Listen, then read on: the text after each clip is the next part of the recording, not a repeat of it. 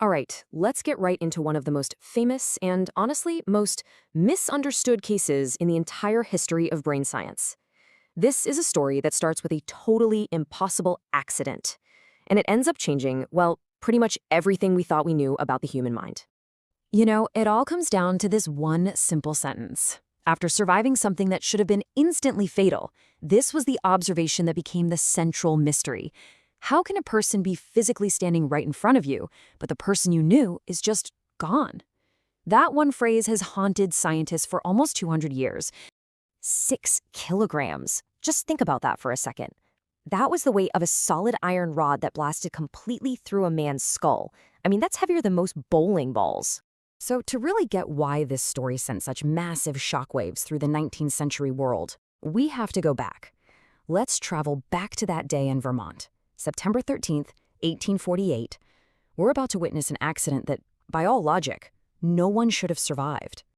The sequence of events is just so unbelievable, it's hard to even wrap your head around. This iron rod, we're talking over a meter long, shoots up under his cheek, zips behind his eye, and blows out the top of his skull.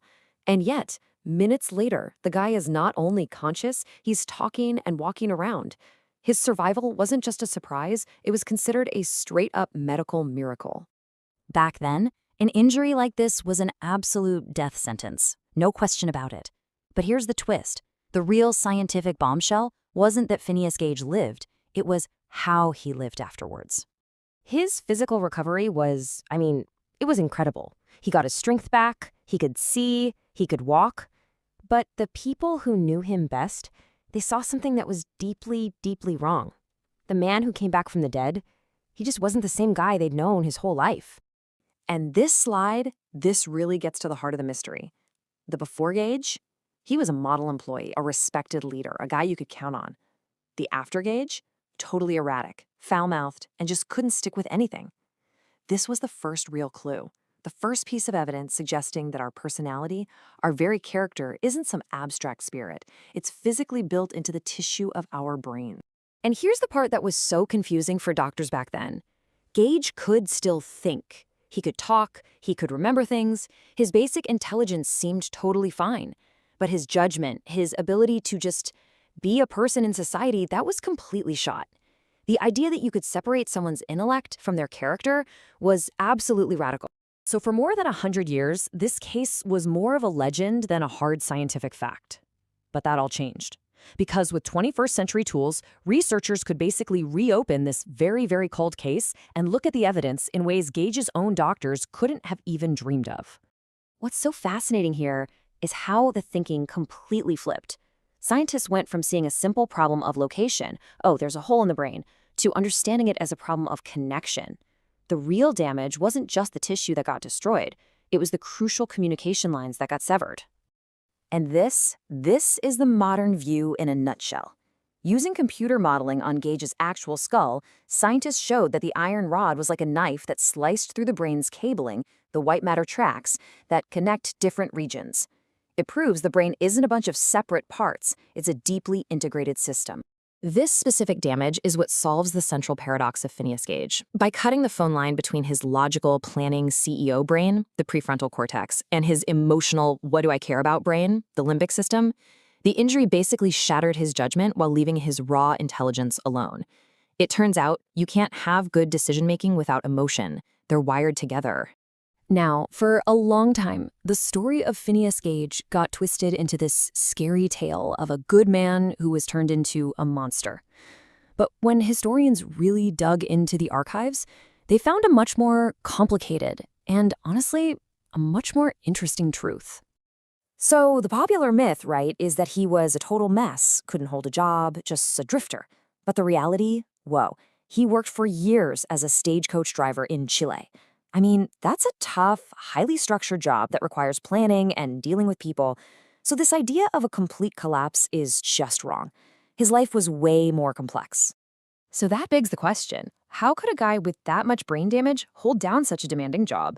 The fact that he could adapt at all pointed to something truly revolutionary, the idea that maybe, just maybe, the brain isn't totally fixed after an injury. Gage's story is an amazing early hint of this. The theory is that the highly structured life of a stagecoach driver, with its set routes and clear rules, gave his damaged brain a kind of external scaffolding to work with, allowing it to compensate and reorganize itself. It's a powerful example of how the world around us can help heal the world inside us. Okay, so let's zoom out for a minute. Why does this one bizarre accident from the 1800s still show up in every single modern neuroscience textbook? Why do we still care so much about this guy?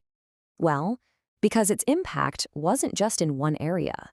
The shockwaves from that tamping iron spread through science, medicine, and even philosophy. It forced us to ask a question we'd never really had to face before. Where exactly in our bodies does the person live? For neuroscience, Gage was the first undeniable proof. Our personality, our sense of right and wrong, these weren't just fuzzy philosophical ideas. No, they were physically grounded in the wiring of our brains. He basically forced science to ditch the old idea of a mind that's separate from the body and put our very identity right inside our skull. And this has a huge impact for patients today. His case helped doctors reframe behaviors like impulsivity not as some kind of moral failing, but as a biological symptom of an injury. That's a massive shift in medicine, moving from blaming the patient to understanding and rehabilitating the injury. And the questions just keep getting deeper. If a physical injury can literally destroy your ability to make good choices, what does that mean for ideas like free will or legal responsibility? These debates, which are happening right now in our courtrooms, really got their start with Phineas Gage. I love this quote because it just nails it. The accident wasn't just a physical event, it was an intellectual one. It smashed through this old walls, separating our ideas about character and soul from the hard science of biology. So in the end, the reason this case is still so important is that it's more than a wild story. It's a foundational piece of evidence. It's the data point that every new theory about the mind has to explain. It constantly forces science to look in the mirror and grapple with the biological reality of who we are. So after all the science, all the history, all the debate, this is the profound and maybe a little unsettling question that the strange case of Phineas Gage leaves behind for every single one of us to think about.